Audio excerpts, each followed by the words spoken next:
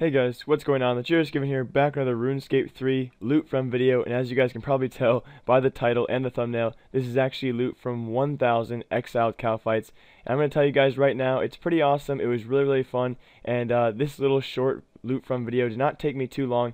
Right around that 3, 4, kind of 4.5 hour mark, so not too bad. It was actually really fun and really entertaining, like I said before, and it did keep me entertained, especially the various loots you can get from Exiled Kalphites. Now I'll list them off now, but you guys will see them in the loot page as well. You can get rune daggers, rune chain bodies, rune full helms, and rune kite shields, and then also death runes, blood runes, chaos runes, which I do not pick up, and nature runes. So it was very fun. And by the way, chaos runes are actually not worth picking up. The actual damage chitin is worth way more. Now the main reason why I did this was because I do plan on getting Drygores in the future, guys, and that means that I will need I believe it's called just chitin.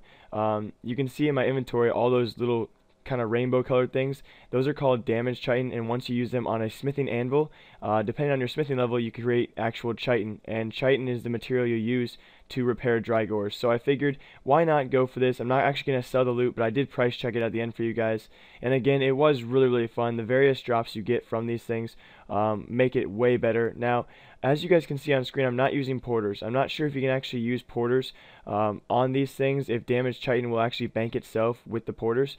I'm pretty sure it probably doesn't. It usually only works for things like dragon bones and that kind of thing, but I have not checked. So sadly, this would be a way faster guide. Probably could do it in an hour less time. Probably only 3 hours it would have taken me if porters did work. Now again, I'm not sure if that did work, but just on screen you guys can see me doing quite a few runs, and this run itself was happened on one day. I think I did around 400 kills in one straight sitting. I was just sitting downstairs watching live streams and just doing a little audio and recording things, so it was crazy. And let me tell you guys right now, Exiled Kalphites are amazing blue charms. I didn't show you guys at the end, but I got a couple hundred blue charms just from 1,000 of them. So the blue charm drop rate is amazing, probably one of the best I've seen. And I did add this little thing. A guy came back, got his stuff, and he didn't take his super restore flask. So I made a little extra money on this little run here.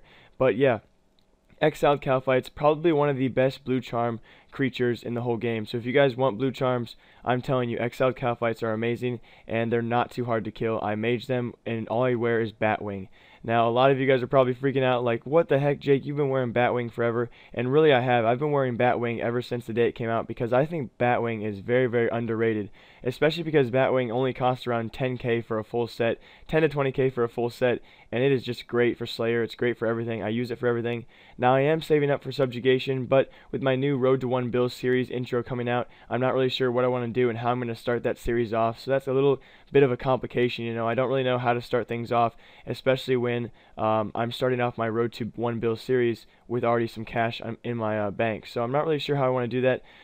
But yeah, almost done with these clips, guys. Then at the end, I will show you guys, coming up here pretty soon, me actually smithing some of the chitin. Now, I am 86 smithing, which is pretty high. I'd say I'm above average. A lot of my viewers are actually lower smithing. I would suggest getting your smithing levels up, because every level or so increases the chitin just by that much. So if I was 99 smithing, I probably would have made at least a mil more, which obviously, you know, doesn't mean much now, but it does add up in the future. And I did, on my last run, when I got 1,000 damage chitin, I actually got a rare raw swordfish drop, which is only worth about 80k.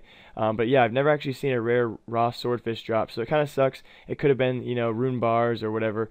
But yeah, here I go smithing the chitin, and it was very tedious, but it didn't take too long because the smithing anvil is right by the bank. So this probably took me an extra 10 minutes, maybe tops, which is really worth it, because the chitin is actually where you make your main money, guys. So let's go into the final price check. I actually am going to withdraw here real quick, and as you can see, guys, 34,000 chitin scraps, and that will repair a lot of Drygores. So I'm going to save myself money in the future, and I always do the individual price check here so you guys can see my individual drops and how much they're worth. But as I do that on screen, it's going to add up to just over 9 mil, guys, for about 4 hours of work. So pretty average, right around 2 mil per hour, a little bit more than that.